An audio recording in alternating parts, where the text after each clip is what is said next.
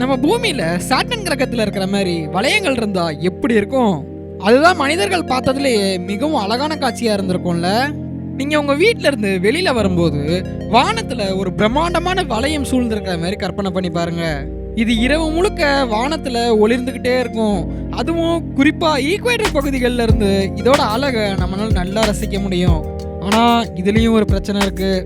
இந்த மாதிரி வளையங்கள் இருந்தா அதுக்கப்புறம் நம்மளால எப்பவுமே நம்மளோட வானத்துல நட்சத்திரங்களை பார்க்கவே முடியாது. அது மாத்திரம் இல்லாம சேட்டலைட்லாம் இந்த வளையங்கள்ல மோதி நம்மளுக்கு எந்த பயனும் இல்லாம ஆயிரும். சரி, இவ்வளவுதானான்னு பார்த்தா இது இல்லாம இந்த வளையங்கள் இருந்தா நம்மளோட பூமியில வெதர் சீசன் ஏன் கடல் அலைகளோட திசை கூட மாறுறதுக்கு வாய்ப்பு இருக்குன்ட்டு ஆய்வாளர்கள் சொல்றாங்க. அது மாத்திரம் இல்லாம நம்ம கிட்ட இப்ப இருக்கிற டெக்னாலஜியை வச்சு ஸ்பேஸ்ல ஆராய்ச்சி பண்றதுன்றது மிகவும் கஷ்டமாயிரும்.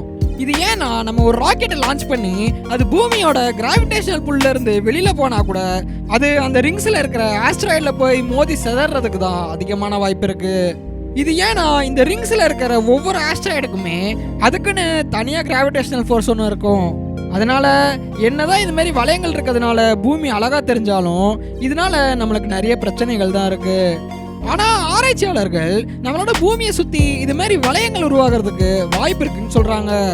இது எப்படி சாத்தியமாகும்னா, ஒருவேளை நம்மளோட நிலா நம்ம பூமியில இருந்து ஒரு குறிப்பிட்ட தூரத்துல உடைஞ்சு செதறுச்சுன்னா இந்த மாதிரி வளையங்கள் உருவாகிறதுக்கு வாய்ப்பு இருக்கு. ஸோ நம்ம பூமியை சுத்தி வளையங்கள் இருந்தா நல்லா இருக்குமா, இல்ல ஸ்பேஸ் இப்ப இருக்கிற மாதிரி இருக்கிறதா நல்லா இருக்கா?